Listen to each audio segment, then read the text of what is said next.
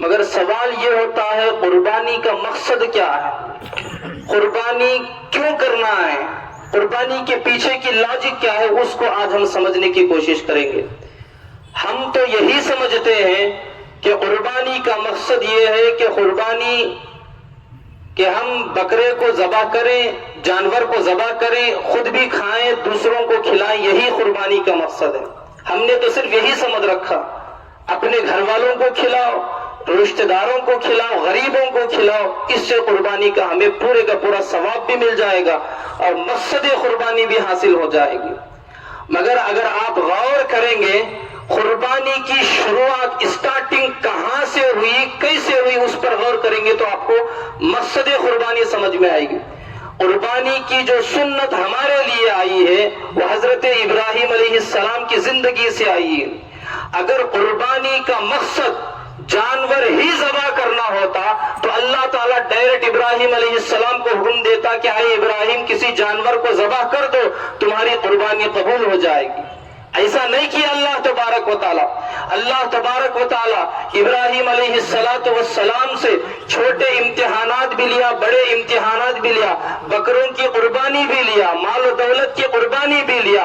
آپ تاریخ اٹھا کر دیکھیں، تفسیر روح البیان میں آتا ہے حضرت ابراہیم علیہ السلام اتنے مالدار تھے 5000 بکروں کے مندے آپ کے پاس تھے۔ 5000 بکرے نہیں، 5000 بکروں کے مندے آپ کے پاس تھے۔ اتنے زیادہ مال و دولت ہونے کے بعد اللہ تبارک و تعالیٰ جب آپ کا امتحان لیتا ہے فرشتے کو بھیج کر، فرشتہ آتا ہے اللہ کی تسبیح بیان کرتا ہے، حضرت ابراہیم علیہ السلام اس تسبیح کو سننے کے خاطر اپنے آدھی مال و دولت قربان کر دیتے ہیں۔ پھر دوسری مرتبہ شوق پیدا ہوتا ہے، میرے رب کی تسبیح میں اور سننا چاہتا ہوں، تو دوسری مرتبہ کیا کر دیتے ہیں؟ سارے کے سارے بکرے، سارے کے سارے مال و دولت میں تجھے دے دیتا ہوں، اللہ کی تسبیح تو بیان کرتے رہ جاؤ۔ حضرت ابراہیم علیہ السلام کی زندگی میں مال و دولت کی قربانی بھی اللہ تبارک و تعالیٰ نے مانگی اور مال و دولت کی قربانی بھی دی حضرت ابراہیم علیہ السلام، مگر وہ قربانی ہمارے لیے سنت نہیں ہے۔ اس سے بھی بڑھ کر، مال و دولت سے بھی بڑھ کر ایک انسان کو اگر کوئی چیز پیاری ہوتی ہے تو انسان کی اپنی جان ہوتی ہے۔ انسان کی جان کی بہت زیادہ اہمیت ہوتی ہے، سب کچھ قربان کرنے کو تیار ہوتا ہے انسان اپنی جان کو بچانے کے لیے۔ جان کو قربان کرنے کی باری آئی حضرت ابراہیم علیہ السلام سے، اللہ تبارک و تعالیٰ نے جان کی قربانی مانگی۔ نمرود نے آپ کو آگ میں ڈالنا چاہا، سارے کا سارا بندوبست ہو گیا، آگ کو سلگائی گئی، آگ جلائی گئی۔ اس کے بعد جب آگ کے اندر پھینکا جا رہا تھا، ابراہیم علیہ السلام کی بارگاہ میں جبرائیل علیہ السلام آتے ہیں، عرض کرتے یا ابراہیم الک حاجت، اے ابراہیم آپ اتنے جلیل القدر پیغمبر، آپ کو آگ میں ڈالا جا رہا ہے کہ آپ کو میری ضرورت ہے۔ حضرت ابراہیم علیہ السلام فرماتے اما الیک فلا، اے جبرائیل آپ کی مجھے ضرورت نہیں ہے، میرا رب مجھے ہر حال میں مدد کرنے کے لیے کافی ہے۔ اس کے بعد آپ غور کریں، جان کی قربانی کی بات آئی، حضرت ابراہیم علیہ السلام اپنی جان کو قربان کرنے کے لیے تیار ہو گئے، مگر اس طرح اپنی جان کی قربانی اللہ تبارک و تعالیٰ نے اس قربانی کو ہمارے لیے سنت نہیں قرار دیا۔ اب کون سی قربانی کو ہمارے لیے سنت قرار دیا، اس کو آج ہمیں سمجھنے کی ضرورت۔ کون سی قربانی تھی انسان کو سب سے زیادہ پسندیدہ مال و دولت، اس قربانی کو ہمارے لیے سنت نہیں قرار دیا۔ اس سے بھی زیادہ عزیز پیاری چیز اپنی جان، اس قربانی کو بھی سنت قرار نہیں دیا۔ اب انسان مال و دولت خرچ کرنے کو تیار ہوتا ہے، اپنی جان بھی خرچ کرنے کو تیار ہوتا ہے اپنے بال بچوں کی زندگی کے خاطر۔ اب حضرت ابراہیم علیہ السلام کی زندگی میں ایسا بھی موڑ آیا، اے ابراہیم تم نے مال و دولت کی قربانی تو دے دی، اپنی جان کی قربانی بھی پیش کر دی، اب ہے تمہاری زندگی کا سب سے بڑا امتحان۔ انسان کو اپنی جان سے بھی اگر کوئی چیز پیاری ہوتی ہے تو انسان کی اپنی اولاد ہوتی ہے۔ اے ابراہیم اگر تم واقعی میں میرے محبوب بندے ہو تو تم اپنے لخت جگر، اپنی جان سے بھی زیادہ پیارے حضرت اسماعیل علیہ السلام کو میری راہ میں قربان کر دو۔ اسماعیل علیہ السلام کی قربانی مانگی، اللہ کے جلیل القدر پیغمبر حضرت ابراہیم علیہ السلام 80 سال کے بعد پیدا ہونے والے بیٹے حضرت اسماعیل علیہ السلام جب چلنے پھرنے کے قابل ہو گئے، جنگل کی طرف لے جاتے ہیں، لے جاتے وقت پوچھتے ہیں اے بیٹے بتا تو صحیح، اللہ نے مجھے تجھے ذبح کرنے کا حکم دیا ہے، تیری کیا رائے ہے، کیا خیال ہے؟ اب یہاں غور کرنے کی بات، اسماعیل علیہ السلام سے جو پوچھا جا رہا ہے تیرا کیا خیال ہے، یہ اگر اسماعیل علیہ السلام منع کر دیتے نہیں تو ابراہیم علیہ السلام رکتے نہیں.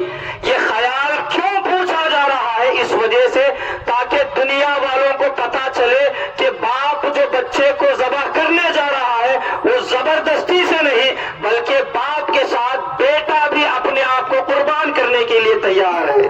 یہ بتانے کے لیے اسماعیل علیہ السلام سے سوال ہوا ماذا ترى، اے اسماعیل بتا تو صحیح تیری کیا رائے ہے؟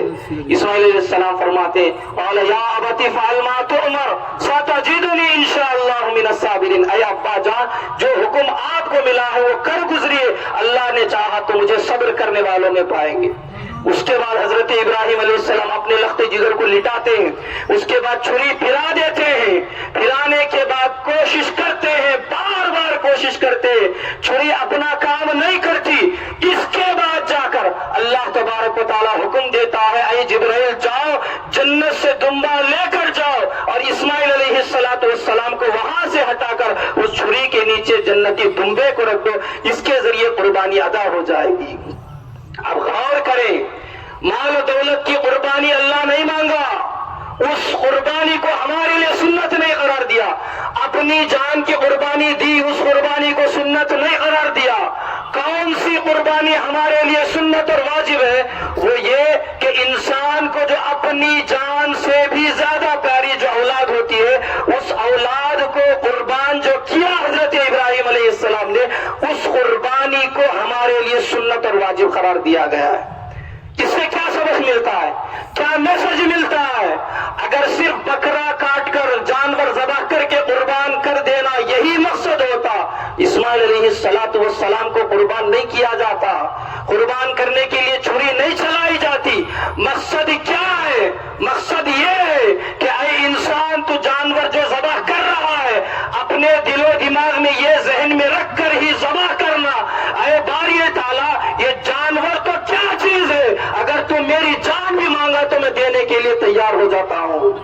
یہ جذبہ، یہ شوق، یہ جذبہ ہمارے اندر پیدا کرنے کا نام قربانی ہے.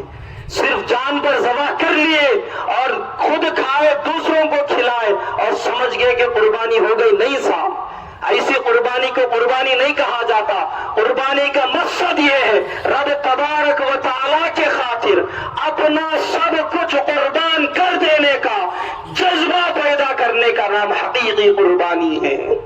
اگر قربانی تو کر رہے ہیں، قربانی کرنے کے بعد اپنے اندر نہ تو دین کا جذبہ، نہ تو اپنی مال و دولت کو قربان کرنے کا جذبہ، نہ تو اپنے وقت کو قربان کرنے کا جذبہ، کچھ بھی پیدا نہیں ہوا آپ کے اندر، تو پھر قربانی قابل قبول نہیں ہے.